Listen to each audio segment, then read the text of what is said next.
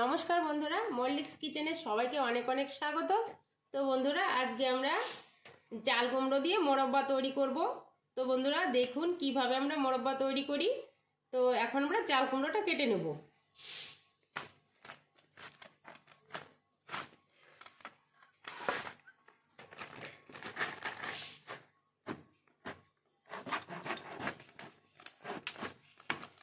অনেকদিন হয়ে গেছে, চাল কুমড়োটা একটু শুকিয়ে গেছে।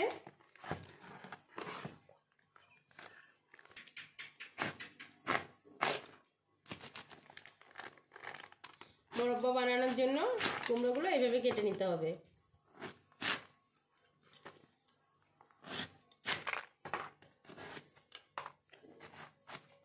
খোসাগুলো ছাড়িয়ে নিতে হবে। এইভাবে মোরব্বা বানালে খুব সুন্দর লাগে খেতে। বন্ধুরা দেখুন, মাঝের এই বীজ দিয়ে যে অংশটা, এই অংশটা ফেলে দিতে হবে। তারপরে এইভাবে সাইজ করে কেটে নিতে হবে।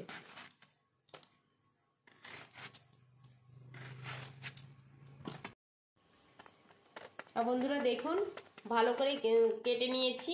এখন একটা কাঁটার চামচের সাহায্যে এগুলোকে এরকম ফুটো ফুটো করে নিতে হবে।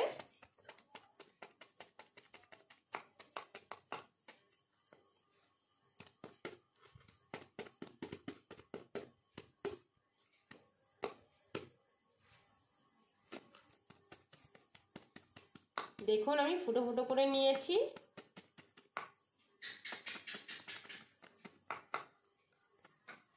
দেখুন বন্ধুরা, সমস্ত চাল কুমড়োগুলো আমি এইভাবে ফুটো ফুটো করে নিয়েছি। এখন আমি একটা গামলায় কিছুটা জল নিয়ে নিয়েছি। এবার এই জলে আমি কিছুটা চুন গুলে নেব।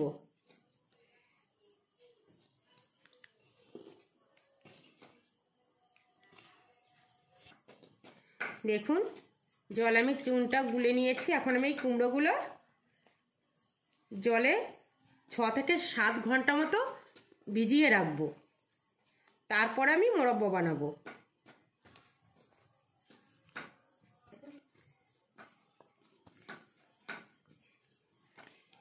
আমি এখানে একটা চাল কুমড়ো নিয়ে নিয়েছি। আপনারা আপনাদের প্রয়োজন মতো চাল কুমড়ো নিতে পারেন।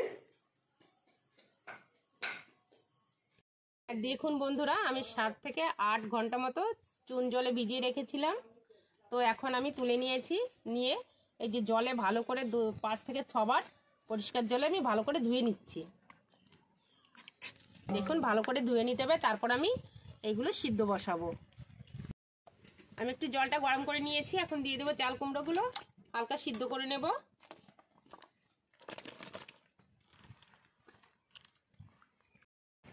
সিদ্ধ করে নিয়েছি 10 থেকে 15 মিনিট মতো। তুলে নেব।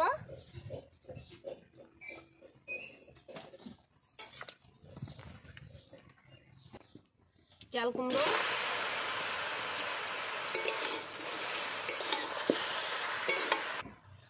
বন্ধুরা দেখুন, একটা চাল কুমড়োয় 500 গ্রাম মতো চিনি দিতে হবে।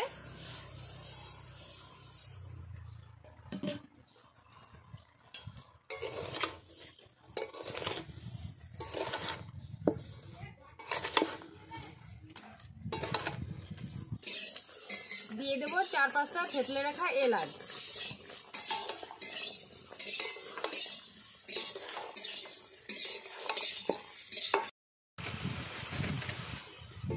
দেখুন বন্ধুরা, প্রায় হয়ে গেছে। 1 ঘন্টা মতো আমি জাল করে নিয়েছি। মোরব্বা বানাতে প্রচুর টাইম লাগে।